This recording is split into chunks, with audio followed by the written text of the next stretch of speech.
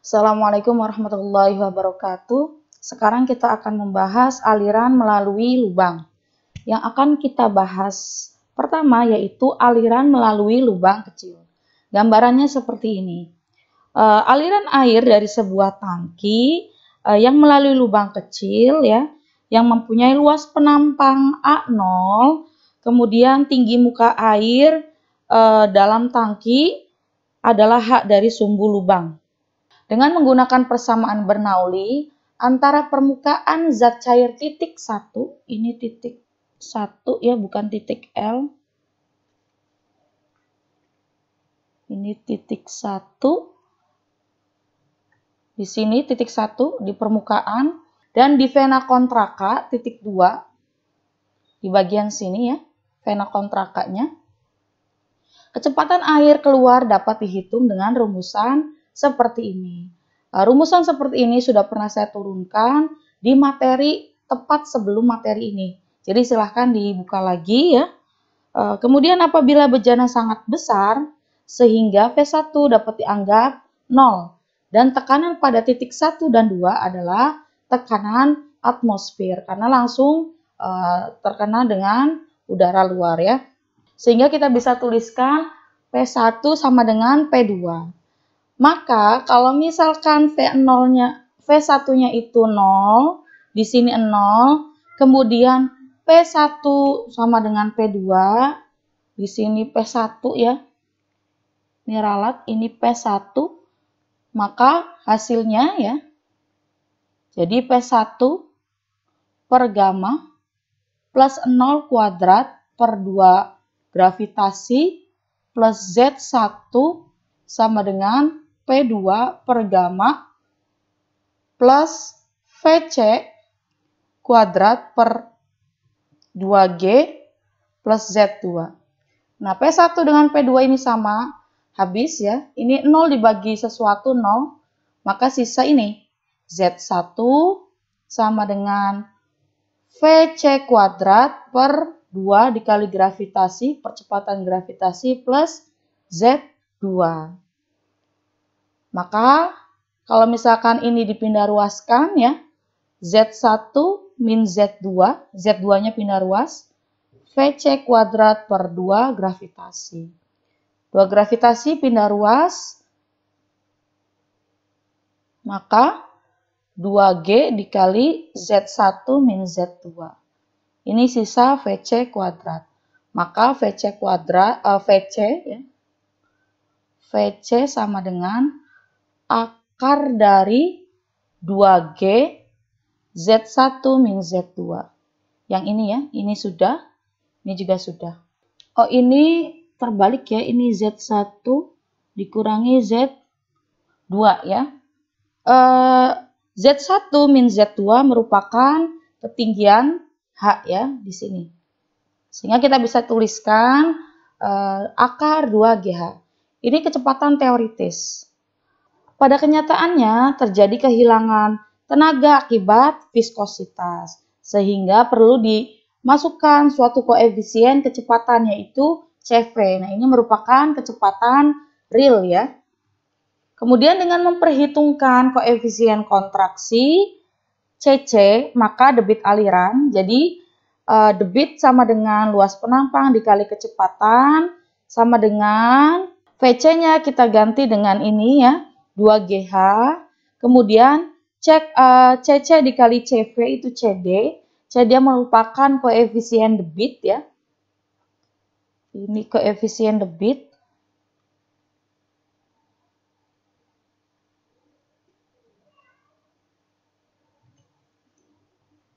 A luas penampang, G gravitasi, H tadi ketinggian yang ini ya. Ini untuk aliran melalui lubang kecil ya. Sekarang kita masuk ke aliran yang melalui lubang besar. Lubang besar ini berbentuk persegi ya, dengan lebarnya itu B, kemudian tingginya itu D, mengalirkan air bebas ya ke udara luar. Nah, tinggi muka air di dalam tampungan dijaga konstan, yaitu sebesar H dari sumbu lubangnya. Distribusi kecepatan pada vena kontraka CC ya sebanding dengan akar dari kedalaman pada setiap titiknya. Debit aliran melalui lubang dapat dihitung dengan memandang aliran melalui segmen kecil dengan lebar B, kemudian tingginya itu DH ya, dan tinggi DH yang berada pada kedalaman H dari muka zat cair ya. Sekarang kecepatan aliran melalui segmen tersebut yaitu V sama dengan CV dikali dengan 2GH diakarkan. Untuk debit melalui segmen lubang yaitu deki sama dengan CD dikali B dikali DH ya, akar 2GH. Nah ini untuk mendapatkan Q kita integralkan saja ruas kiri dan ruas kanan ya. Integral dari deki itu Q, integral dari CDB DH, nah ini yang konstan, ini bisa keluar dari integral ya. Nah ini deki kita integralkan ya, integral deki sama dengan integral CD B DH ya, akar 2GH. Nah ini sebenarnya ada Q pangkat 0 deki ya. CD itu konstanta ya, maka keluar. Kemudian B juga lebar dari segmen ya, keluar dari integral. Nah di sini kita lihat ada akar 2GH. Ini kita bisa pecah seperti ini, 2G dikali akar H DH ya. Kemudian CD B 2GH ini konstanta, keluar dari integral. Ini dievaluasi dari H1, diintegralkan dari H1 sampai H2. Akar itu pangkat setengah DH ya. Maka CD dikali B akar 2G. Ini kita integralkan 1/1 plus setengah, H1 plus setengah. Kemudian CD B akar 2G 1 per, ini disamakan penyebutnya 3/2 ya. Jadi H 3/2 ini dievaluasi ya. Dari H1 sampai H2. Ini H1, H2. Maka kalau ini dibalik berarti 2/3 CD B akar 2 gravitasi. Ini dievaluasi berarti dari H2 ya. 3/2 per H1 3/2. Nah ini sampai sini ya. Kalau misalkan di awal itu zat cair memiliki kecepatan sebesar V0, maka di sini ditinggal dimasukkan saja ke bagian sini. Jadi H2 plus V0 per 2G. Dikurangi H1 plus V0 per 2G dipangkatkan masing-masing 3/2 ya. Selanjutnya ada aliran melalui lubang tenggelam. Jadi kalau misalkan dalam dua kasus ini air dikeluarkan ke udara bebas. Ini juga sama baik yang lubang kecil ataupun yang lubang besar. Sedangkan pada kasus yang ketiga ini masih ada di dalam air. Jadi dari tangki ini ketika keluar masih berada di air, seperti itu ya. Untuk yang kasus gambar 3A ini merupakan gambar ya, orifice tenggelam. Sedangkan yang ini orifice itu untuk mengukur debit ya, alat untuk mengukur debit. Tenggelam sebagian. Apabila air dari lubang tidak mengalir ke udara bebas seperti yang tadi saya jelaskan, tetapi ke dalam air yang biasanya disebut aliran tenggelam, maka debit yang mengalir itu menggunakan rumusan CD dikali B dikali H2 min H1 dikali akar 2GH ya. Dengan H adalah beda tinggi di dalam hulu dan di luar tangki ya. Nah ini H. Ini untuk rumusan jika tenggelam semua ya. Tapi kalau misalkan tenggelam sebagian, maka rumusannya menggunakan rumusan ini. Jadi tinggal dimasukkan besaran-besaran yang diketahui dalam soal ya, langsung menggunakan rumus ini. Sebenarnya penjabarannya tidak jauh beda dengan yang sebelumnya ya. Baik, sekarang kita bahas pengosongan tangki ya. Nah, kasusnya seperti ini. Ini sebenarnya gambarnya agak miring ya, karena saya crop.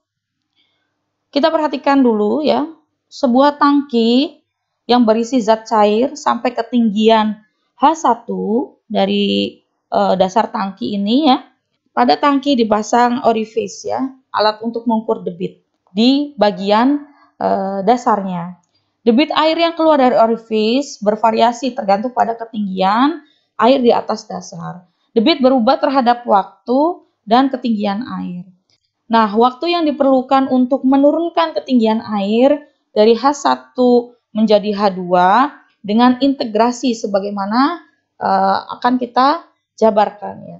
Nah, di sini debit yang melewati orifice, ini alat untuk mengukur debit. Untuk ketinggian air tertentu dirumuskan dengan CD dikali A dikali akar 2GH. Seperti sebelum-sebelumnya ya rumusannya. Nah, ini seperti di awal ya.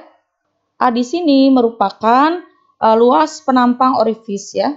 Jika debit yang melewati orifice itu Q ya, maka volume air yang keluar selama dt yaitu dV sama dengan Q dt. dV sama dengan Q-nya kita ganti dengan ini, maka CD dikali A akar 2GH dt. Dan kita ketahui bahwa luas penampang horizontal tangki yaitu AP ya, yaitu dV sama dengan min AP dH ya. Kita masukkan yang ini ke sini ya. Jadi min AP dikali DH sama dengan CD dikali A luas penampang orifice-nya 2GH dt ya. Kemudian semuanya ini pindah ke sini. Ya, min AP per CD dikali A dikali 2G dikali H ya, kita pecah supaya bisa diintegralkan. Ini dt, ini min AP per CD dikali A akar 2G H. H ini pangkat setengah, ketika naik berarti min setengah DH ya. Ini dt. Kemudian kita integralkan ya. Ini dari H1 sampai H2. Maka ini hasilnya, karena ini konstanta ya, kita keluarkan per CD dikali A dikali 2G ya. Nah, ini kalau kita integralkan 1 per 1 plus min setengah. H1 plus min setengah ya, sama dengan T. Maka min AP per CD dikali A akar 2G yaitu 1 per ini disamakan penyebutnya berarti 2 dikurangi 1 setengah ya. H pangkat setengah sama dengan T. Kemudian min A ini dievaluasi dari H1 sampai H2. Min AP, nah ini naik ini ya. Ini kan sebenarnya ada 1 per 1. Nah ini dikali seperti ini. Maka dikali 2 per 2 ini dari bagian ini yang naik ya, naik ke atas. CD dikali A akar 2 gravitasi. Ini kita langsung masukkan H2 setengah min H1 pangkat setengah sama dengan T. Karena ini ada min, kita masukkan ke dalam sini. Ya, ini ke sini min kali min plus. Maka 2AP per CD dikali A akar 2 gravitasi. Di sini H1 setengah min H2 pangkat setengah sama dengan T. Nah, ini hasilnya ya. Ini waktu yang diperlukan untuk pengosongan tangki. Kalau misalkan bentuknya seperti ini. Ya. Sedangkan kalau misalkan bentuknya itu konikal seperti ini, maka luas penampangnya berubah. Oleh karena itu waktu pengosongannya menjadi seperti ini rumusnya. Tinggal digunakan dengan memanfaatkan besaran-besaran yang sudah ada. Baik, untuk lebih jelasnya kita perhatikan contoh berikut ini ya. Tangki reservoir ya, air bersih dengan penampang melintang berbentuk lingkaran berdiameter 25 m ya, berisi air sampai setinggi 10 meter. Dari titik tengah penguras yang dipasang di dinding tangki ya. Ini kalau tangki ini typo ke sini. Auto dikoreksi oleh komputernya. Diameter penguras itu 50 cm dengan koefisien debitnya 0,8. Hitunglah waktu yang diperlukan untuk menguras setengah tangki bagian atas ya. Oke, ini kita lihat dulu ada besaran apa saja yang diketahui. Ini diameter penampangnya itu 25 meter ya. Berisi air setinggi H1 10 meter ya. Ada diameter pengurasnya ya. Kita beri tanda D, 50 cm. Kalau kita konversi ke meter 0,5 meter ya. Koefisien debitnya CD sama dengan 0,80 ya. Di sini hitunglah waktu yang diperlukan untuk menguras setengah tangki bagian atas. Berarti H2-nya 5 meter ya. Kita hitung T sama dengan 2AP ya. Per CD dikalikan dengan A akar 2G H1 pangkat setengah ya, dikurangi H2 pangkat setengah. Maka T sama dengan, nah AP-nya kita cari dulu nih, luas penampangnya. Di sini luas penampangnya berbentuk lingkaran. Maka luas dari lingkaran yaitu pi R kuadrat atau 1/4 pi D kuadrat ya. Karena di sini ada diameternya, kita gunakan diameter atau bisa juga diameternya dibagi 2 dulu jadi jari-jari ya. Di sini dikali pi 25 kuadrat ya. Kita tulis di sini 2 dikali 1/4 pi dikali 25 kuadrat per CD-nya 0,8, A-nya yaitu luas dari penampang pengurasnya. A sama dengan, sama ya, ini juga lingkaran pi R kuadrat atau 1/4 pi D kuadrat. 1/4 pi D-nya itu 0,5 kuadrat. Berarti ini pi per 4 dikali 0,5 kuadrat dikali 2, gravitasinya misalkan 9,81 ya kita pakainya. Ini ganti 10 pangkat setengah min 5 pangkat setengah. Ini kalau misalkan dihitung semuanya, saya sudah menghitung, ini bukan sama dengannya tapi dikali.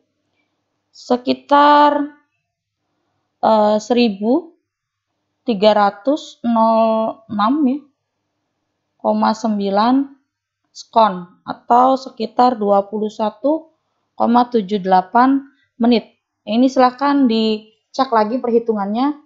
Ini waktu yang diperlukan untuk menguras setengah tangki bagian atas. Nah, kalau misalkan waktu yang diperlukan untuk menguras tangki sampai kosong, berarti H2-nya itu 0. Sehingga ya, kalau sampai kosong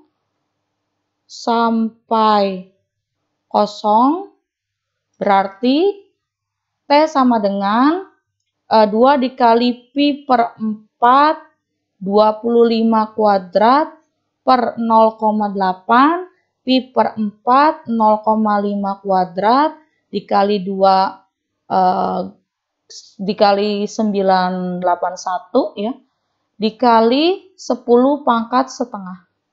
Nah, seperti ini. Kalau misalkan sampai kosong ya, silakan dihitung. Baik, itu saja materi kita kali ini. Saya akhiri. Assalamualaikum warahmatullahi wabarakatuh.